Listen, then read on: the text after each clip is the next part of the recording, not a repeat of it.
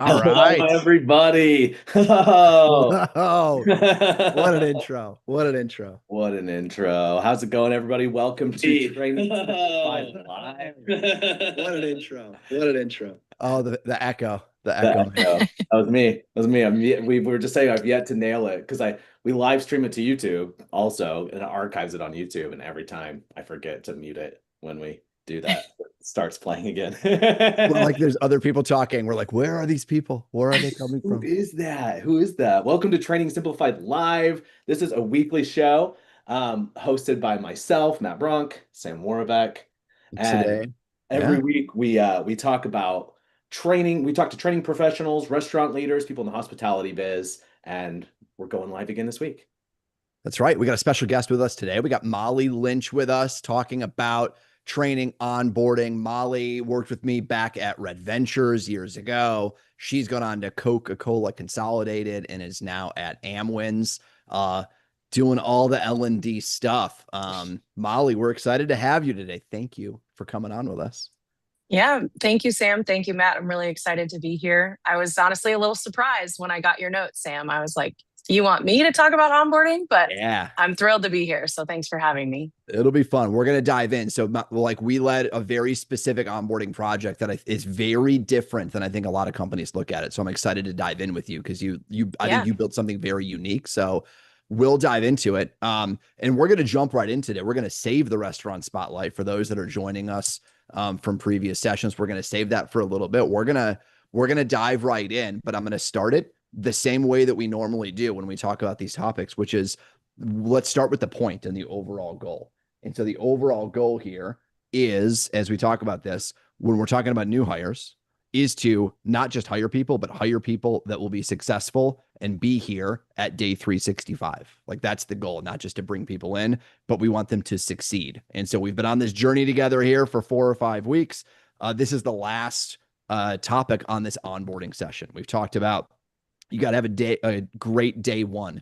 And a great day one is them answering the question, did I make the right decision? And we, of course, want them saying, yes, I made the right decision after day one. And then you get into the training plan, which is all about building autonomy. How do you build autonomy with people so that they can perform at their best?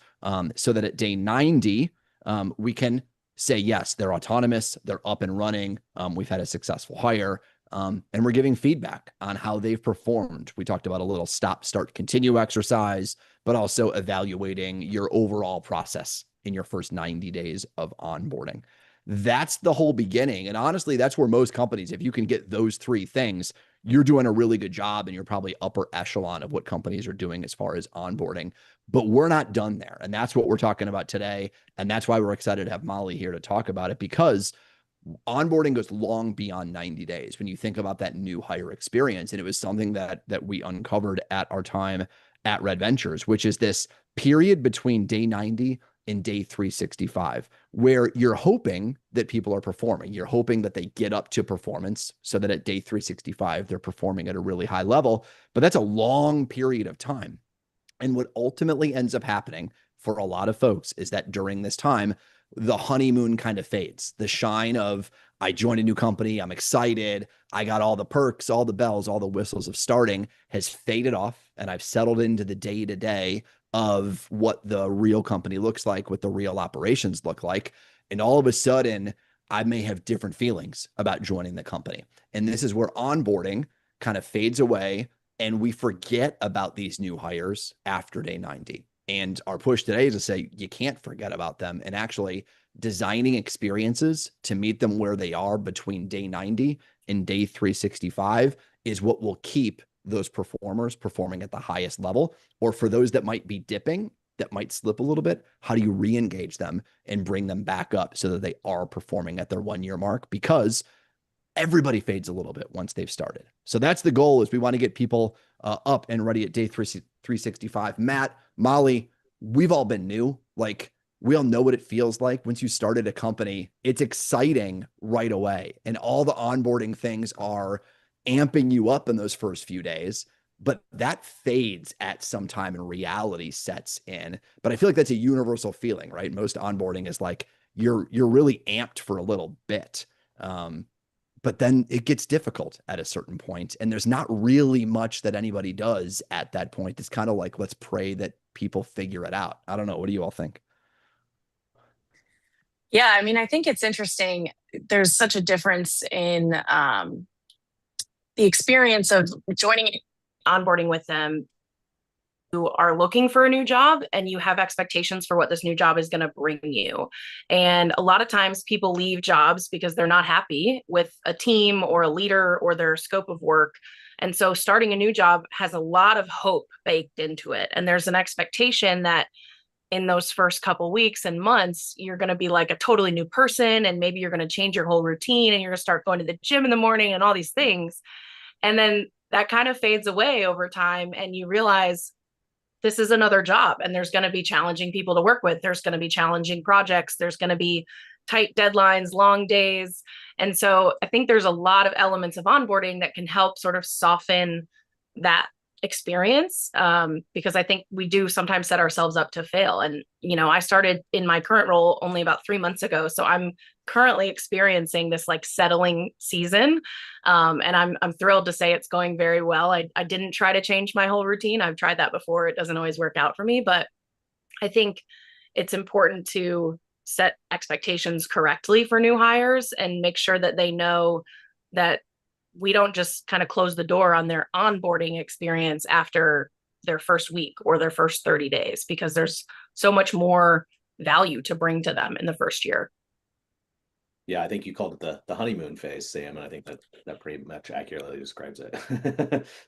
It is. And you're like, it's so exciting. And I think it's all of us, like the three of us have all designed onboarding programs. And usually we measure success. We're like, did they like it? How are people feeling? But like, I don't know, if you look back on it and think about it, we're measuring like, how do they feel after week 1? Or how do they feel after like 30 days? And it's like, well, hopefully they're excited. Like Sure. they all the things you just mentioned, Molly, they joined a new job. Maybe they've got a new raise. They've got new people. It's all the newness is exciting. And so it's hard to know, did my onboarding program actually work? Or are they just amped up because they started a new job and this environment is amping them up? If you think about it objectively, it's hard to know. And yet that's pretty much what all onboarding is at every company on the planet, is that first few days experience. Yeah. I think one key component of it that Red Ventures did really well, and that I think my current company has done well, Coke does it well too, is just having a defined culture that is really the introduction to onboarding for new hires. So Sam, as you know, at Red Ventures, we had kind of our core pillars. We talked a lot about that in onboarding, and we wanted to make sure that our new hires knew how we operated as an organization, how we had grown. And I think having that defined culture and kind of those set of norms and expectations is helpful for like the human side of it when you're coming into a new job.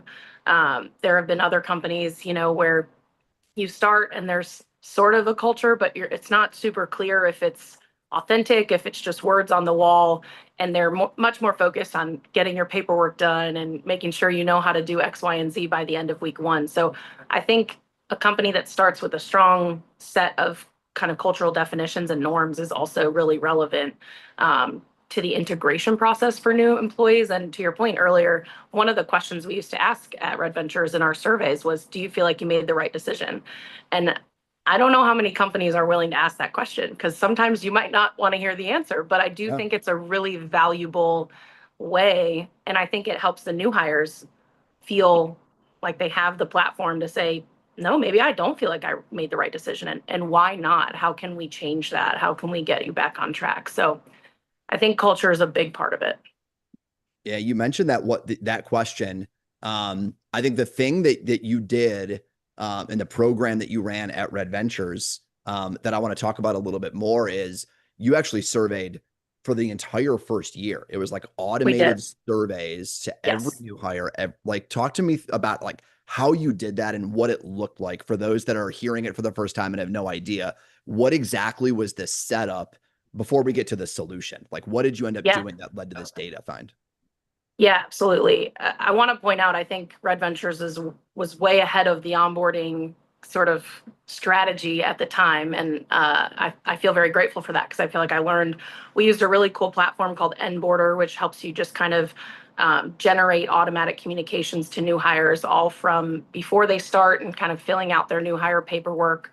And then you can create the life cycle up to, I think it's up to 3 years, but we did it up to 365. And so what that allowed us to do was to have a consistent, really brief survey that every new hire got at 30 days and then following every 30 days until 365. So we had a separate survey for their end of their first week that was a little bit more targeted to the curriculum of that first week. And was that helpful? Do you feel like you got enough information? But those later surveys were really targeted on, do you have the resources that you need? Is your manager providing you the level of training that you need? Do you feel like you understand the expectations of your role?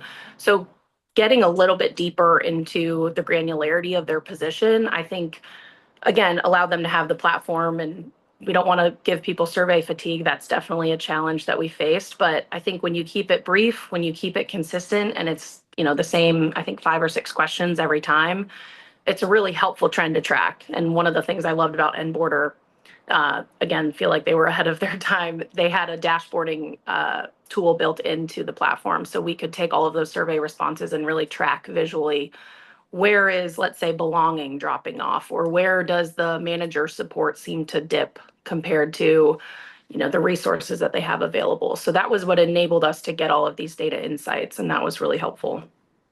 It's so great to do it because I remember being in the moment and it was almost like we thought it would be a good idea, but then like business happens and life happens. And so it was almost like a set it and forget it, where it was running in the background. It was automatically surveying people and pulling in data. And I certainly forgot that it was even running in the background until you pulled the data and you were like, hey, there's a problem here. And so I think like there's a huge benefit to a platform like this that automates it, that enables you to go do all the other things you need to do, but then come back and look at the data later to see what the trends really are.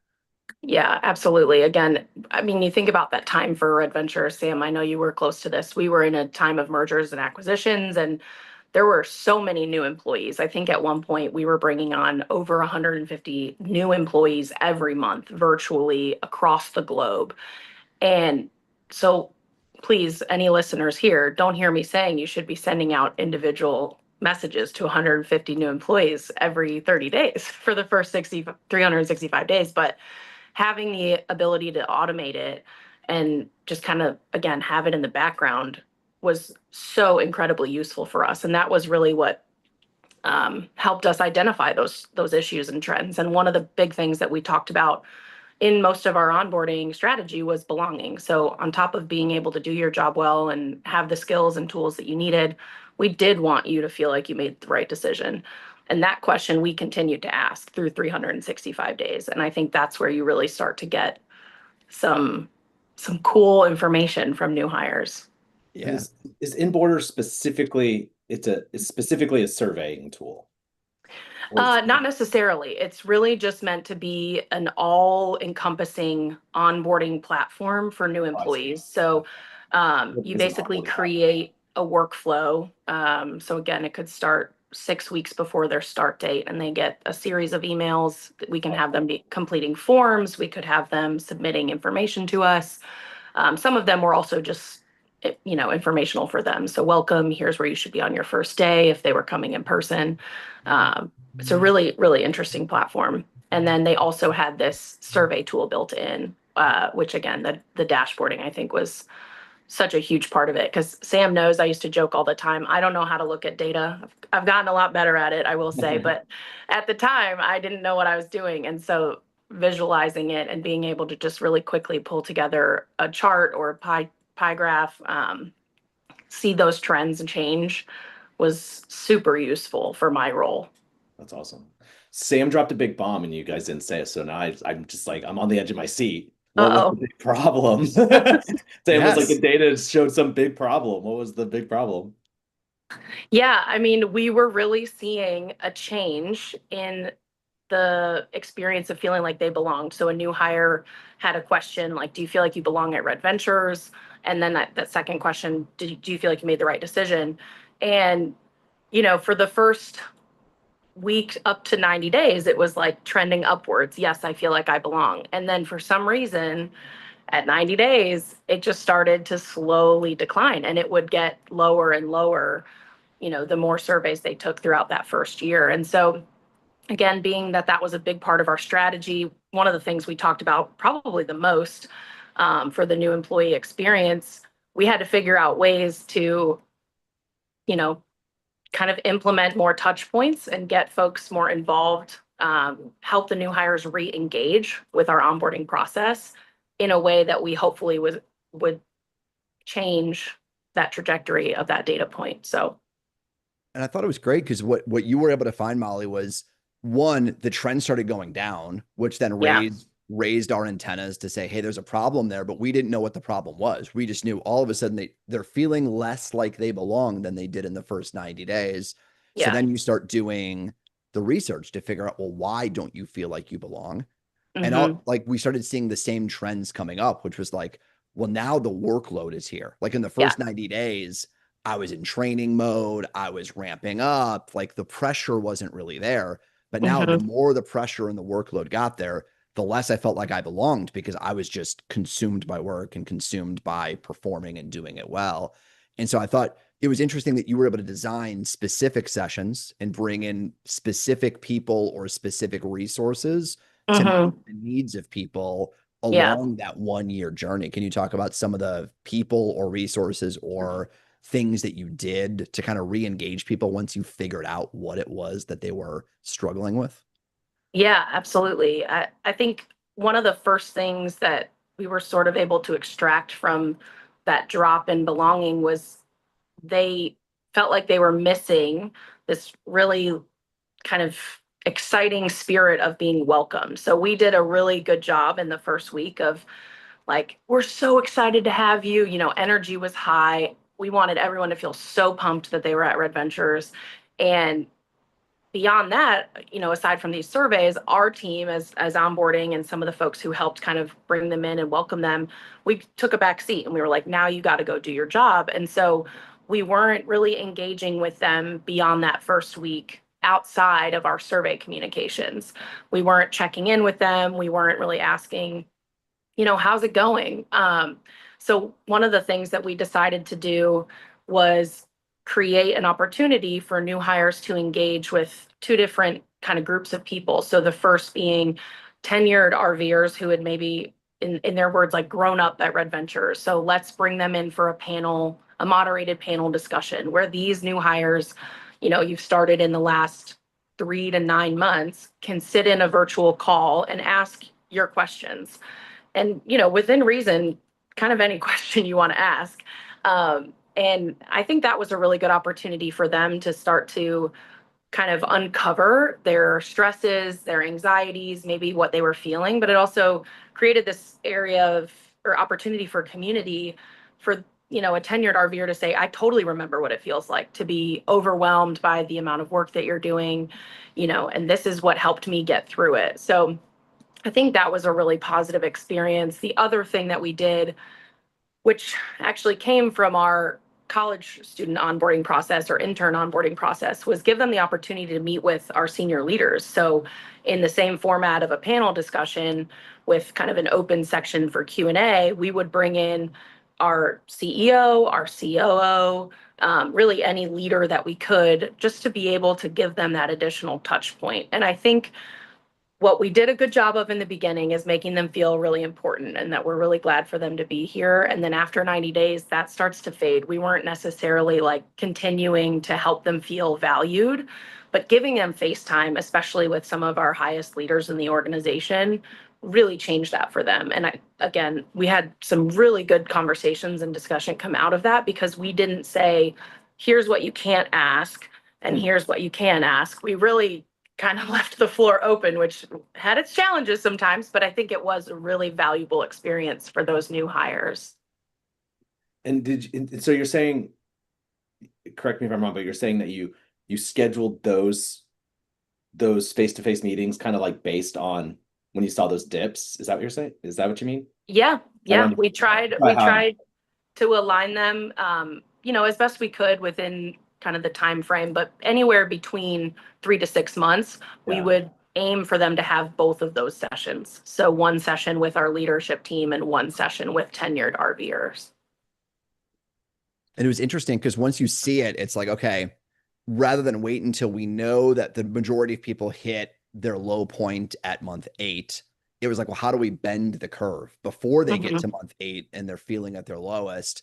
How do we keep that momentum high? I think, as you were saying, Molly, for week 1, all the energy, all the things, the teams did a good job for the first 90 days. And so I think the effort of what you're describing is like all of their belonging scores, all of their survey scores. I keep doing this like I'm a manual graph.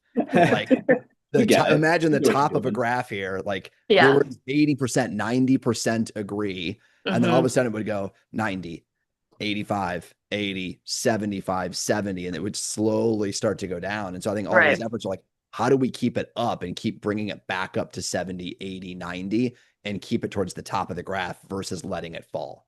Yeah, absolutely. And I think one of the other things that I'll mention we did a lot of in week 1 that I think is what was part of the success of what we added later was just the ability to have discussions with each other. I think a lot of onboarding at companies is lecture style, and it's like, this is who we are, this is what we're going to do, you're going to be great at your job. But we did a lot of open discussions with new hires. What are you nervous about? What are you most excited about? You know, what do you think is going to challenge you in this new role? And again, that sort of enabled them to create like their own community in each cohort that started. And so then when we came back together in those panel conversations, you know, they had all had some pretty good conversations, a lot of times some vulnerable conversations. It's great to see other new hires that you joined with. You know, we had folks across the globe. So it could have been someone in San Francisco and someone in London or Ireland or Puerto Rico.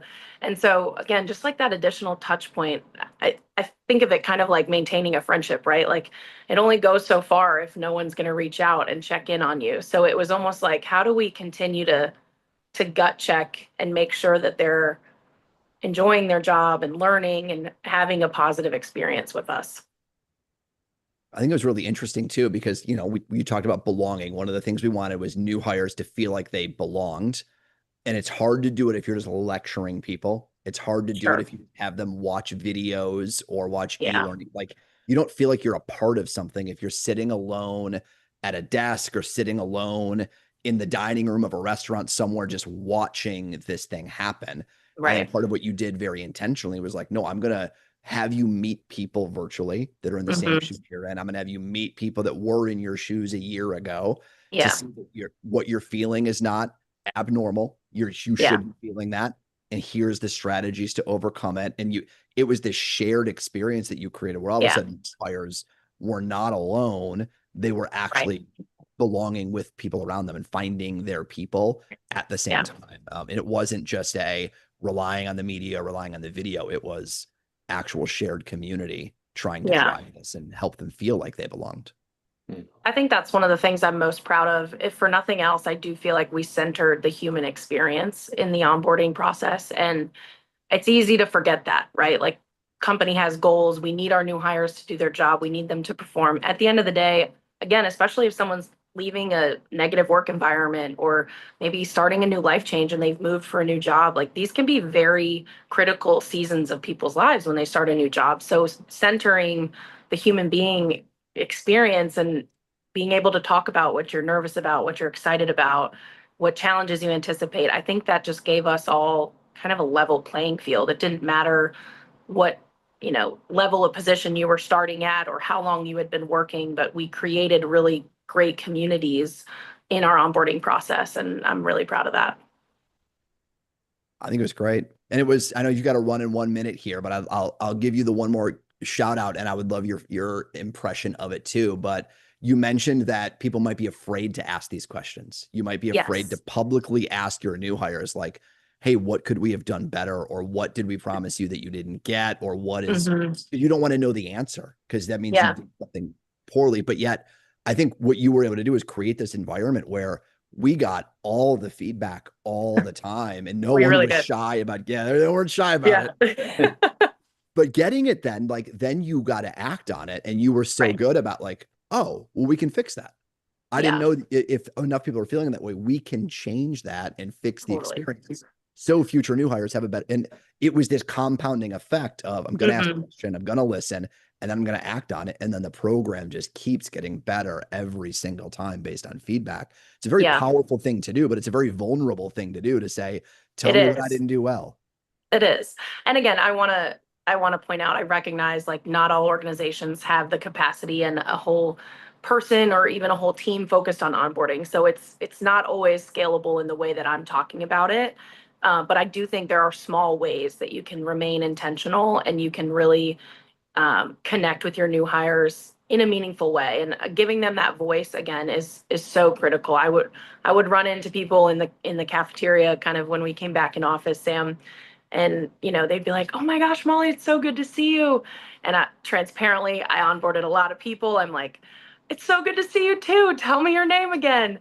And they would, just there's could be one small tiny thing that we don't even really think is important in the process that they're like, "That meant so much to me.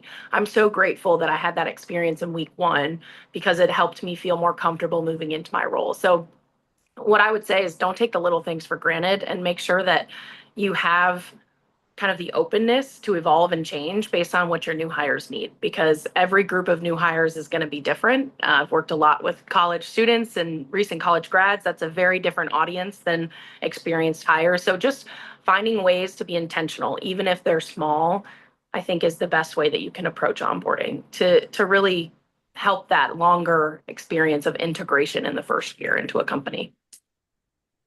I love it. I feel like we could talk forever about this, Molly. I know. It's I great. wish I had a little more time, but I'm It's so great. grateful to be here. Thank you guys so much for having me, and good luck with the podcast. No, Thanks, thank you so Molly. much. Thanks for coming Thanks, on. Matt. Bye, Sam. Bye. Thanks for coming on. Thank you. Yeah, Matt, I think it's so powerful to think about it, because once we crack the code, we weren't even looking for it. And I think Molly talked about that like it was a set it and forget it survey that was running in the background. And we were like, if they say something, it would be interesting. But then to see that there was actual feedback and actual things months later, it hadn't dawned on any of us that onboarding or orientation mattered months in, that they were still new hires all going through the same shared experience and all struggling with the same thing. I think it like blew my mind that how would we not thought about this before? How would we not factored in the fact that what we thought was onboarding in these first couple days or weeks is not enough, honestly, to help new hires get acculturated into a company. It takes longer than that sometimes. Did you guys see a change in the data? Yeah. Yeah. So you start seeing attrition, you start seeing performance, especially in certain demographics. We would break it down in a very intense way. So we would look at like our creative population, our designers and graphic designers would feel the worst because they would realize that there's a hard business outcomes. And so maybe we couldn't be as creative as we wanted to be. We had to do it in these confines. And so they were feeling the worst. By the end of this, we would bring in other creatives that had been through it. And how do you balance the business deliverables with creativity? So you'd see groups like that start to skyrocket and go, okay, we can help them solve these problems. So it was breaking down these big problems into the micro audiences and figuring out what was common and then solving it. And I think that's where you saw attrition change dramatically, and then performance especially change dramatically. And if I think back on it, it was like, you think through all the people that have started that they probably don't leave right away, but they're your middling performers. They're middle-ish. Maybe you're struggling a little bit a year in, they leave 2 years in, and no one really thinks about it because it's like, oh, we had them for 2 years, 2.5 years. That's pretty good. Yeah. The reality is like they could have been great for 2 years. They could have been great for 5 years. And instead we got somebody who was middle-ish for 2. And I think that's the difference that we're trying to, you think through all the people that could have been even better had we just helped them get over the hump of joining the company. Wow. Yeah, that's powerful. Like I also, I mean, you pointed out that it was just, I guess it was bold to ask that question of, do you feel like you made the right decision? Like if that's like the consistent question, like it's a bold question to ask of employees, right? It is. And I meant it too. And it's like, yeah, if somebody says no, you have to be willing to respond. Yeah. Because worst case scenario is you ask a question like that and then you do nothing. Yeah. And then they know you do nothing and they're like, well, I'm not going to answer. They don't really care. They're not going to do anything. But Yeah. I think that's really what Molly did is they said no. And she was on the phone immediately. Really? What's going on? Yeah. What do you like? Let's figure this out now. What can we do? What's going on? And I think that act is like, oh, somebody cares. Yeah. Wow. Somebody will help me. And I think that was the power of it. And that's what started to compound was like, no, they actually mean it. And they are actually going to do something about it to help me figure out whatever it is. So I feel like the big question, and Molly kind of, hinted at it a couple of times, was like, Red Ventures was a huge company. For people who don't know, Red Ventures is a very large company with a lot of cash and like could do that. Yeah. And had a system. What if people don't? And also like specifically for our audience, I know, restaurant leaders, hospitality, retail, pretty much almost everybody on this call today is in hospitality, retail in some way. How do you do this like frontline employees if you don't have an in border? Is that what it's called? In border? N border. Yeah. N border. Border. There's probably something built into like Workday, or I'm assuming most onboarding systems have something like this.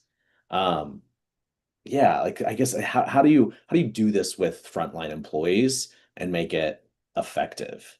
Yeah, the hardest thing is the response rate, especially with front rate employees. It's hard enough to get them to clock in, Totally. right? Let alone answer your survey randomly. So the first Right. thing is, however you do it, it's got to be short and brief. This can't be a 30-minute exercise, no matter whether it's digital or in person. I think realistically, for a lot of us, it's on managers manually to check in with people.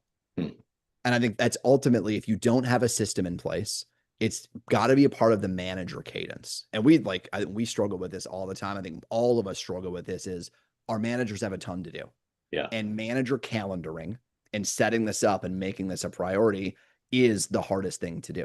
But if you can get the manager calendar set in and get it set up so that once a month they're checking in with, however you want to break it down, the number of people that have started, but they're sitting down and they're having a dedicated conversation about this. We mentioned last week in the podcast that at 90 days, you want to sit down and have a dedicated conversation. It's the same thing here. You want to check in with people, see how they're doing in a dedicated fashion. Just pull them aside. It's not a 20-minute or even a 15-minute conversation. It's hey, you're still new. I'm just checking, like, how are you feeling about things? How are you settling in? Instead of the, how are you doing? Anything I can help with generic conversation. It's just one very specific that managers are doing on a regular cadence. And I think that's, for those that don't have technology and can't automate it, that's the ultimate lever, but it's building it into the manager cadence that will enable it more than anything. Yeah. And I feel like enabling for people who are helping managers create that system, it's also about kind of arming them with the right question.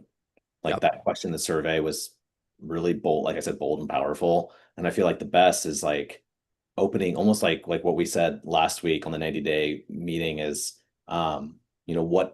what have you experienced versus what you expected is a great opening question, because it gets people talking, it gets people being honest. It opens you up to feedback. So even just like arming managers with calendar management and saying, hey, on X date, X days from hire, you should check in and you should ask these two questions, and question one is meant to elicit honest feedback. So it's not just like, how are you feeling about the job? Because they're going to say, good, it's great. Yep. But if there's like a clear, like an invitation for feedback, or even if it's as simple as like, what's the one thing that would make this job your dream job, or something, some kind of question that just like facilitates feedback is just also really, really powerful. I feel like in that to arm a manager with that. I think so. I'll tell you what we did to start with. And I hadn't thought about it until you just asked, because I was like, how else could you do it? But this is how we started it, which is we didn't have NBorder, and it was like a $30,000 platform, which made sense for us to have it because of all the mergers we were doing. But we didn't have it to begin with. And so what we did was, and I think most companies that have a training department at scale will have this. they're going to take a course. They're going to take an onboarding course on a thing. And 90 days in, they're going to take another course. Well, in those courses, most of us in L&D are asking questions. There's surveys or there's quizzes in there.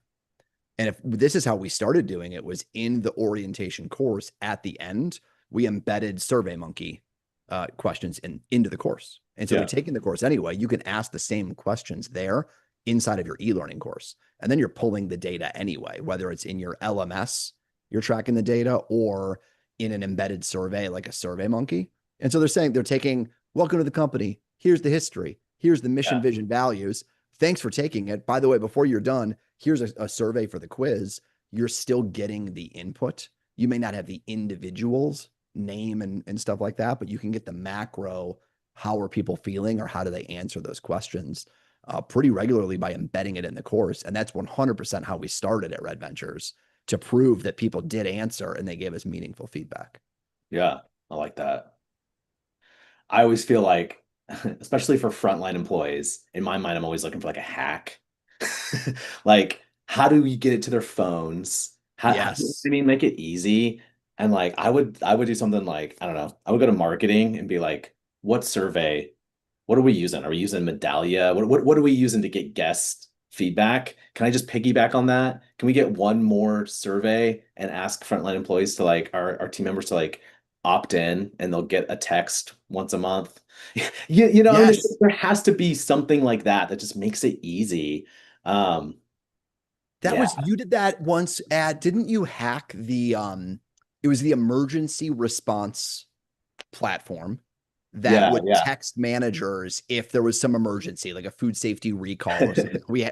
Some department had that like could text every manager, and you like uncovered that to use that for comms. Yeah, we did that because we wanted to get everybody an internal podcast. It was specifically for field leaders, multi-unit managers. And we just knew that they weren't going to listen to it if it was like sent in an email or put into our LMS, right? Like we just knew.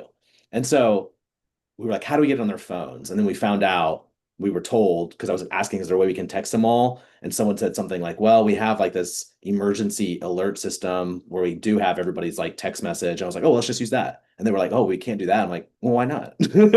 Like, yeah, we can. Like, we can. Like, they're not going to, like, it's on their phone. No one's going to question it. We can just give them a thing to opt out if they want to opt out. And so, yeah, we recorded a podcast and we sent it to every single multi-unit manager every Monday morning at 8 a.m. In like a private and like a unlisted playlist that they could access on their phone. And it got huge engagement, like across the board. And I think it wasn't because the podcast was so amazing. I mean, it was pretty good. Pretty good. Yeah. But it's because of the medium. It's because we got it to them in an accessible way. Yeah. And I feel like in training and in L&D, there's always got to be ways to like kind of hack it to like get to people in a more accessible way and not just rely on the tools that we have. I think you're spot on. And getting creative in L&D is ultimately, because like the odds are for most of us going and asking for $30,000 for another software tool, it's a hard no right away. Never going to happen unless you can build a big use case. And we took a couple of years to build our use case to do it. But I love what you're saying, which is like someone at that company, you probably already bought it because you bought a bunch of software. If you're using Paylocity or the Toast payroll system or Workday for your employee tracking, you've got all this software back there. Something in those tools can communicate with employees. Like, go research it, figure it out. If nothing else, you'll meet a bunch of people that work at the company that operate software, and you'll figure some stuff out together. But somewhere in there might be a way to communicate with employees that you've already purchased and is already inside of your company. That's right. Nice. Love it. Well, that is it for onboarding. That is I think the cold message is like, don't forget. I'm going to pull it back up one more time because, we spent so much effort getting me over here on the screen to do this, but like, this is it. If you can get people to say yes on day one, have a training plan that builds autonomy, have a performance conversation at day 90, and then really focus on understanding what causes that lack of engagement throughout the first year and designing interventions to meet it, whether that's a manager checking in or actual situations, that's what gets them to performing well at day 365. And I think if you can do that stuff, that is world-class onboarding. Even if you can touch any bit of it, that's world-class from what any company in the world is doing. So I think something for us all to aspire to as we think through what the best in the world onboarding looks like. Awesome. Love it. Let's pivot a little bit.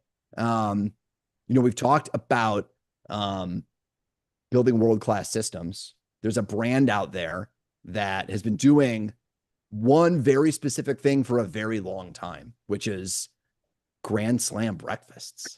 Serving breakfast. Serving breakfast.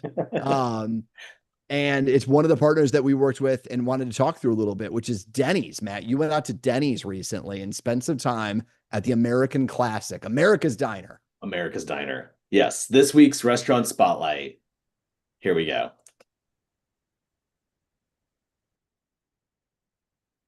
Dude, we're at Denny's. Needs no introduction. This isn't just like any Denny's though, okay? Like if you live in Southern California, you know this Denny's. Even if you've never been here, you've seen it. You ready for it? So the reason you know this Denny's if you live in Southern California is because it's about halfway between LA and San Diego. And so if you see the sign and you're making that long drive, you're like, oh, we're halfway there. It's famous not just for that iconic vintage sign out front, but it's famous because it's been here since 1964, right off the Interstate 5 in San Clemente, California. And a lot of Denny's are right off of the highway, right? Off of exit ramps, right off the freeway, because they're strategically placed to be accessible. People are on a long road trip. You wanna go to Denny's.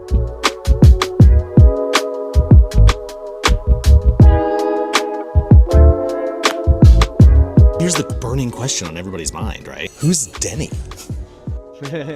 Sold. Originally in 1953, it was called Danny's Donuts. It was just two guys serving coffee and donuts all day. Later, people wanted more than donuts, so they changed it to Danny's Coffee Shop. Then came a small problem. There was already a place called Coffee Dan. So to avoid legal issues, to avoid confusion, they changed the Danny's to Denny's, and then it just shortened into Denny's. So there's never really a real Denny. But the point is like, it doesn't really matter, right? Because like now Denny's is Denny's. Because today, if somebody named their kid Denny, people would be like, oh, did you name it after the iconic American diner? So here's what's wild is what started as Danny's Coffee or whatever back in the 1950s is now 1,550 Denny's across America. Only 80 of those are corporate owned, so the vast majority are franchises. Oh, that's perfect. Thank you. All right, I might have gotten the chocolate cinnamon milkshake. Recently, we partnered with Denny's to help tell some of their stories of internal growth. And one of those stories was the founder of NVIDIA, Jensen Huang. He says that a lot of the lessons that shaped who he is today, one of the richest men on the planet, he learned at Denny's. And that's a common theme among leaders, not just in the hospitality industry, but across the board. Well, why is that? Because when you work in a place like this, to excel, you have to learn teamwork, you have to show up, you have to be on time, you have to show up for other people, you have to learn how to have really great customer service skills. One of my favorite fast food CEOs is Scott Boatwright. I'm the CEO of Chipotle Mexican Grill. And he got his start at McDonald's. My first job was at a McDonald's restaurant flipping burgers. Same deal. So what I love is that these restaurant brands are not just like cranking out burgers and milkshakes, they're cranking out leaders. The ones who are doing it right are investing in people regardless of whether they're staying there or not. Think about this. Since the 1950s when Denny's started, 2 to 3 million people have worked here. Email me if you want to know my math on that. I've checked it out. It checks out. That's 2 to 3 million people who could potentially be invested in by an organization like Denny's to invest in future leaders, to invest in future businesses, to invest in future families and help develop people. That's a lot of responsibility for these organizations. And I believe that the organizations that are killing it are the ones who don't take that responsibility lightly. They understand that this is not a low skills job, this is a skills building job. And they're spending time, money, energy in building skills. That's rich. It's really good. Thank you. It's a good recommendation. So next time that you pull into a Denny's at 2 a.m. and order your Moons Over Miami or your chocolate cinnamon milkshake, just know that you're not just like buying some comfort food or, sipping on a dessert. You're buying into a system that helps cultivate leaders. Because quality organizations that last over time don't just feed people, they build them.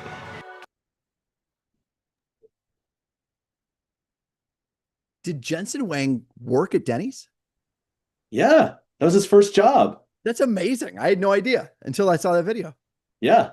Well, it was an episode of the podcast we produced for them, Sam. How quickly we forget. How quickly we forget. Yeah. He was even on stage. He was interviewed by their CEO at a Denny's franchisee conference. And yeah, talked about his experiences at Denny's and like really credits Denny's as a place where he learned the value of hard work.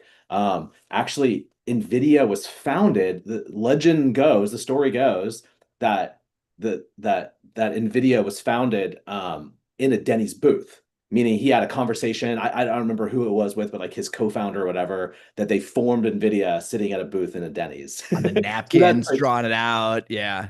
Totally. So it's been like kind of influential in his career, which is really cool. But yeah, I think it just comes back to that idea that like in places like this, you learn these skills. And people, and I think it's fair to say the people who excel there Right.